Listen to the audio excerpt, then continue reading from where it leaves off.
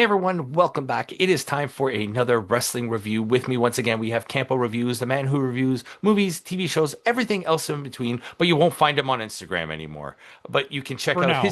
his channel down in the description box below. We are recording this on the same day I just got back from Comic-Con, and as promised, here's another comic that I bought at Comic-Con. Amazing Spider-Man 267. Ooh. 362 actually. Not 267. That's the Daredevil Wow. issue. Yeah, sorry. But with me, we are talking NXT Battleground today. This happened again last Sunday. Yeah, it Campo, happened. yeah, it happened. Unfortunately, it happened. But we're going to get into the review of that. There was no pre-show on this card, but we start off with Sol Ruka defending the NXT Women's North American Championship against Kalani Jordan. So I like this match. I Let's talk really about did. I'll this. be honest. Yes. I I think Saul Ruka is a huge talent. Hmm. Huge. Okay. And we'll talk about Kailani in a second. With a high I'm ceiling, not talking very crap high with her. ceiling. Her ceiling is super, super high. The problem is she's so raw. Like she's still it's all there. That's the thing, Yeah. right? It's all there. It just needs to be polished. Yeah. Where Kailani, I think, has a lot of potential, but it's not there. She has the raw ability, but like the rest of the stuff are not there. At Yeah. least Saul has all the basics down. She just needs to polish them.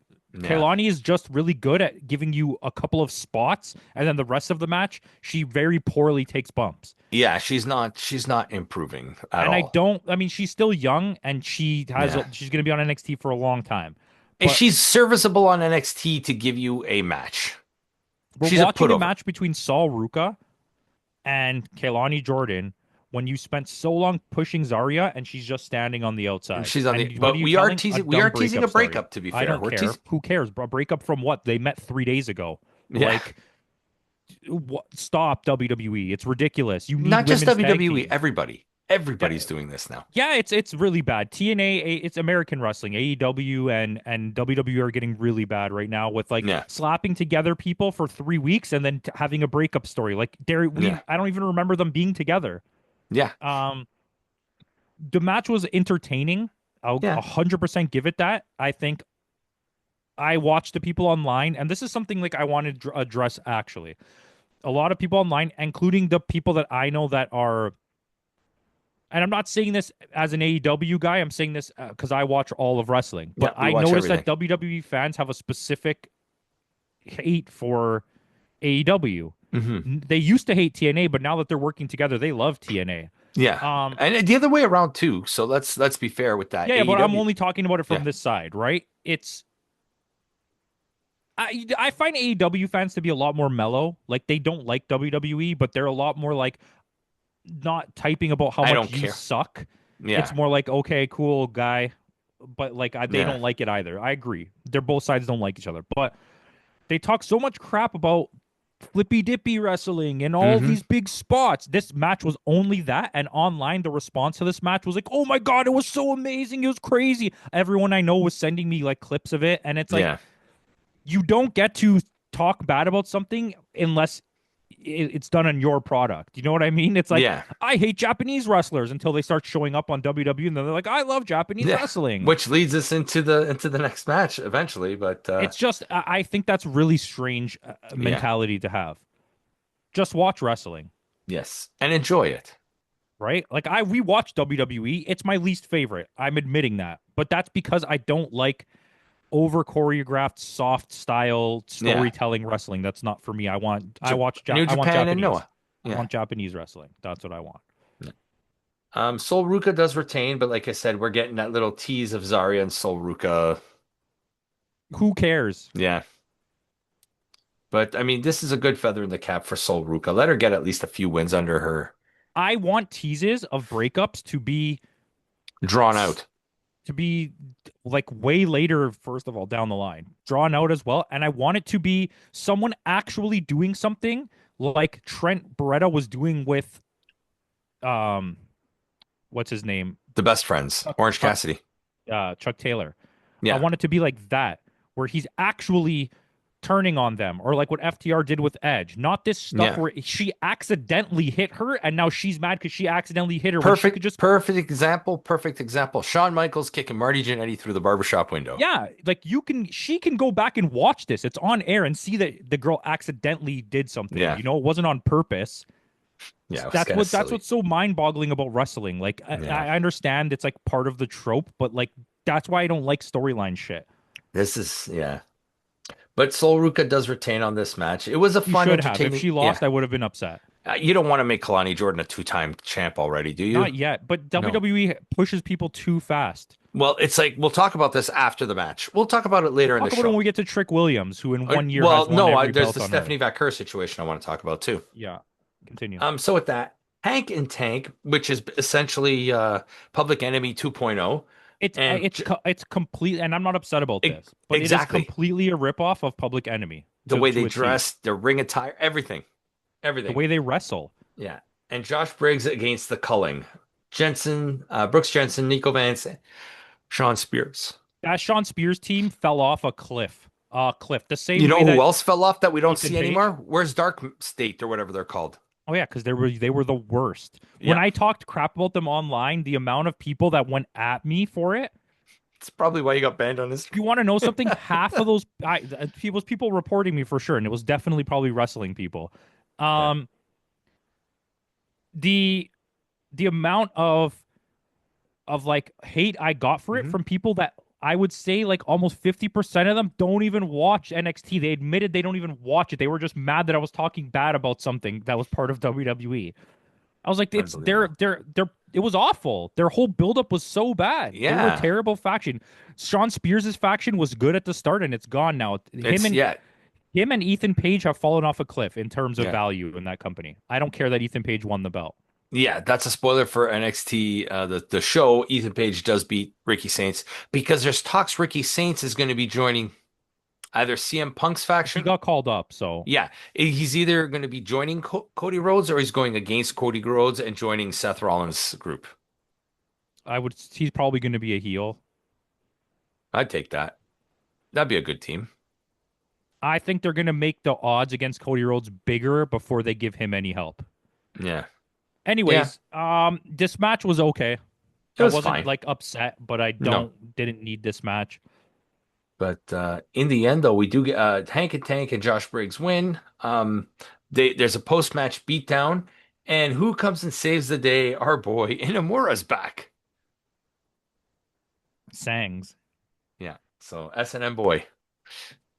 Yeah, he's better than all of those guys. Yeah, 100 times better. So with that, Channing stacks Lorenzo against Tony D'Angelo in a grudge match, I guess. This match Zero was, stars. yeah, this match was bad.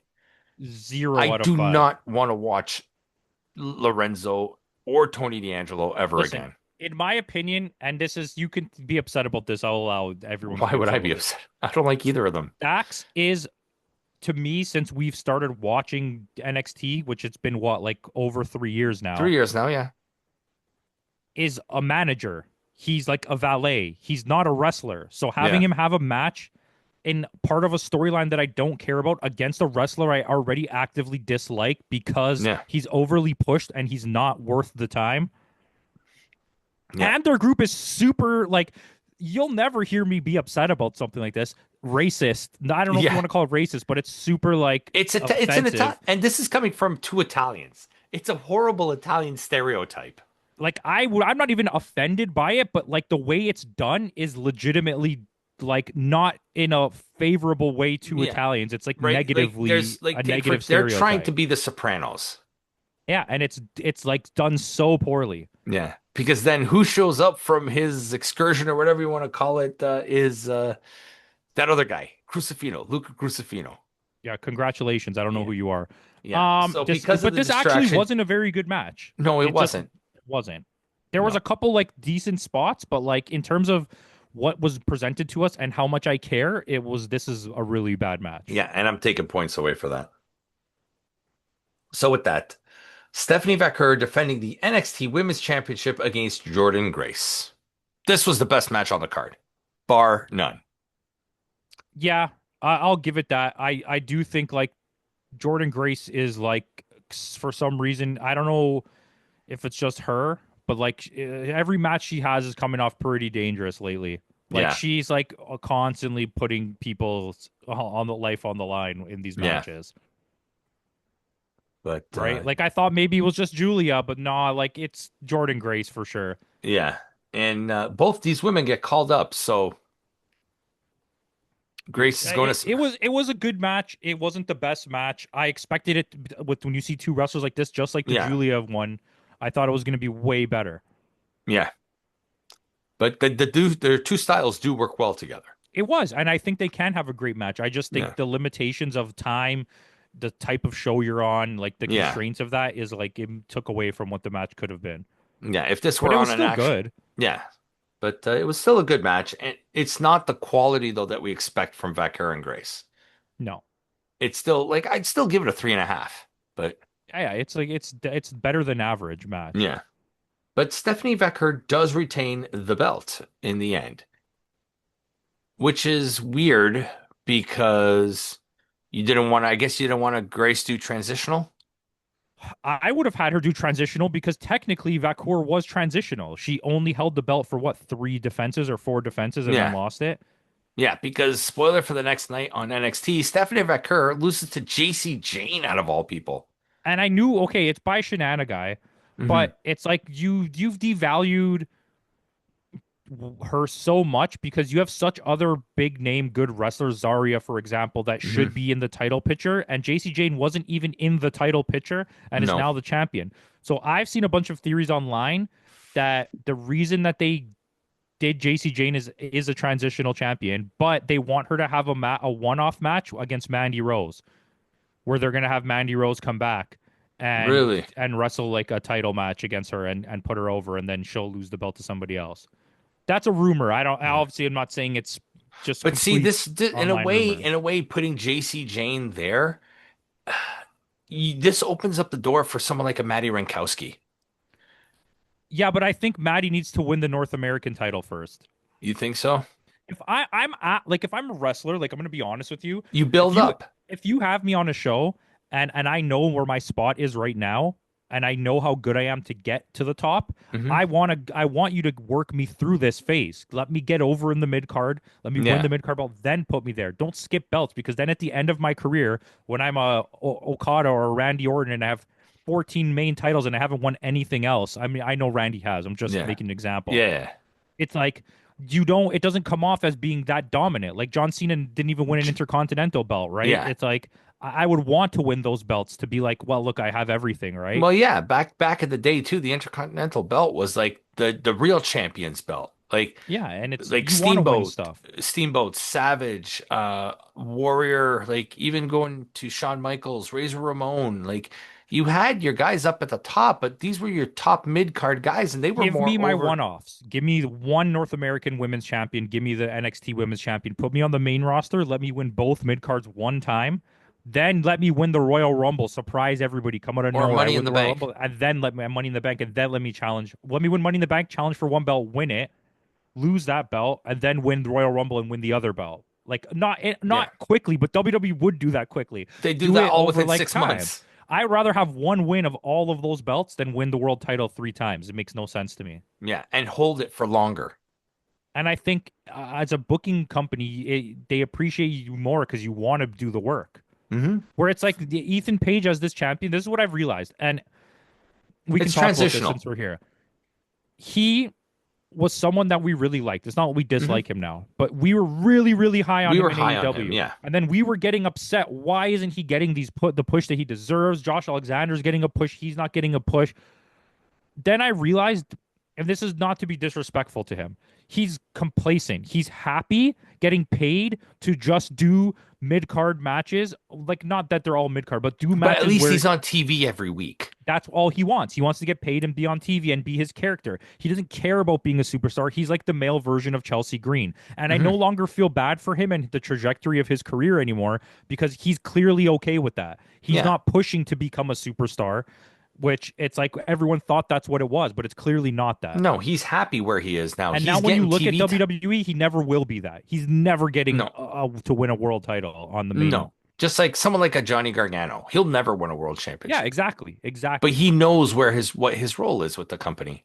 And I think that's fine. Like Yeah, I no longer think it's companies holding him back. I think he's keeping himself there because he's okay with it. yeah. Anyways, Well, he's probably going to lose it either to Javon Evans or Laredo Kid because he's defending it in a four-way I now. would love him to lose it to Laredo Kid. That would be amazing. And Ray Phoenix is also in that match, It's gonna be Ray Phoenix. and they'll bring him down to NXT instead. I heard a lot of rumors that he's gonna hang around on NXT for a while. Okay, Just to let him do the matches he wants to do because they don't okay. want him wrestling the reckless style on the main roster Yeah, TV because if shows. they give it to Laredo Kid also can go on TNA with that. Like, But that's possible because they do let something happen in like 2 seconds that yeah, that's goes the true. other way, right? Right. So with that, we got Obafemi defending against the guy you don't know his name, Miles Bourne. Yeah. Why? Um this is one of those matches which I'm going to roll this over right into the next match that it's just so one note fine. Yeah, it's Obafemi in a squash match that lasted too long. Yeah, that's exactly what it was. And it wasn't an awful match, but No. at the end of the day, when I'm watching a pay-per-view, why am I watching this match? Yeah. You need a better explanation of this. And like I get it when you see this kind of stuff a lot on other companies like TNA Hmm. or AEW, Ring of Honor, where it's like, Yeah. well, we just want to have a good match. So we're gonna put Bandito against Penta, even though we know Penta's not winning the title. You know what Yeah. I mean? I get it. But this is your best wrestler in the company versus some Supposed, yeah. random dude. Yeah. Not It's even the okay leader on of the Dynamite when Kenny wrestles his belt against an up and coming Blake Christian to help put him over. But like when it's literally random dude on a yeah. pay-per-view, you don't do that. And the thing is, Obafemi is not even Kenny Omega is an established name. Obafemi is not an established name. No. And he's not that good either. He's in my opinion, like I'm just gonna be honest, he's just Braun Breaker. He's Braun Breaker too. And With not a good with a different style. And I like Braun Breaker, but I'm starting to realize Braun Breaker has one thing. He just runs fast. yeah, he's Like a one-trick he's a pony. great Yeah. athlete, but so is Obafemi. And that's what I'm noticing, right? It's like Trick Yeah. Williams is really good at doing the acrobatic stuff, but the actually in-ring wrestling stuff like storytelling and like little things he can't do Yeah. that. Yeah, which will blend. Obafemi retains because you know he wasn't going to lose, and we'll go right into the next match because it's the same thing. Trick Williams and Joe Hendry for the TNA World Championship. Because of the outcome, negative 4,672 stars.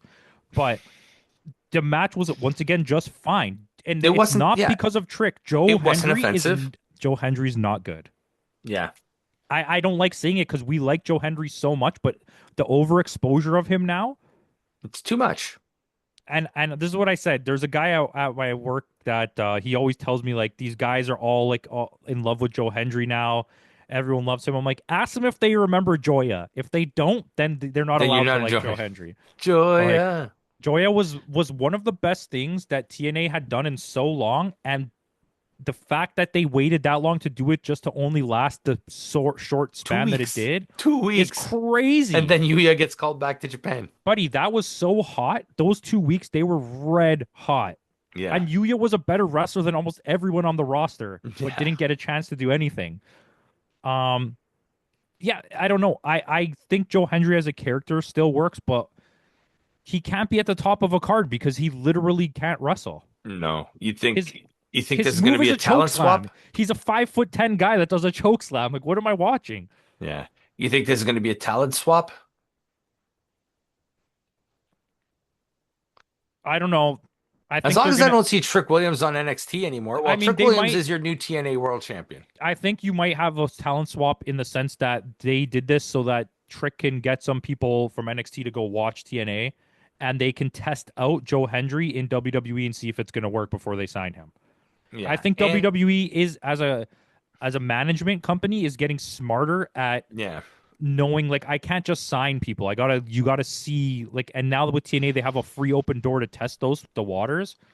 What they don't do well though is book their women's division or their tag division, and right now all they keep signing is tag team wrestlers and women's wrestlers. And I Yeah. don't know where you're going with any of that, but you Yeah. can't have six women's belts and then the tag belts and Yeah. not have any good storylines in any of those divisions. Like it doesn't make any Yeah. sense.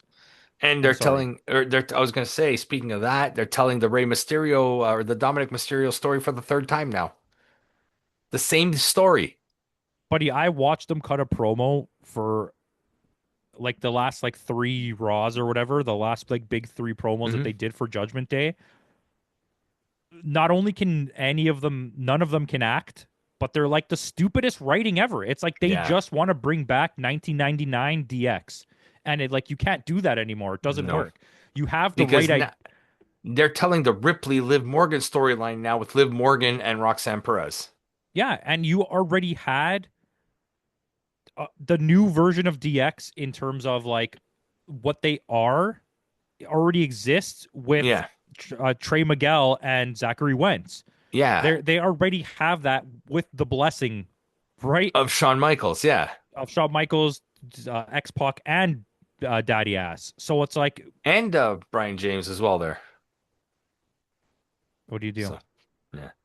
But Trick Williams is your new TNA World Heavyweight Champion. I think this is an absolutely stupid move.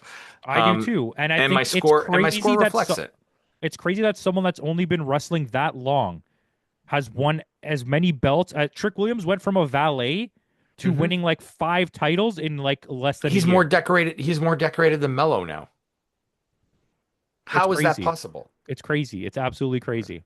This I did find this a slightly better though than TNA, so I gave this a 6.9.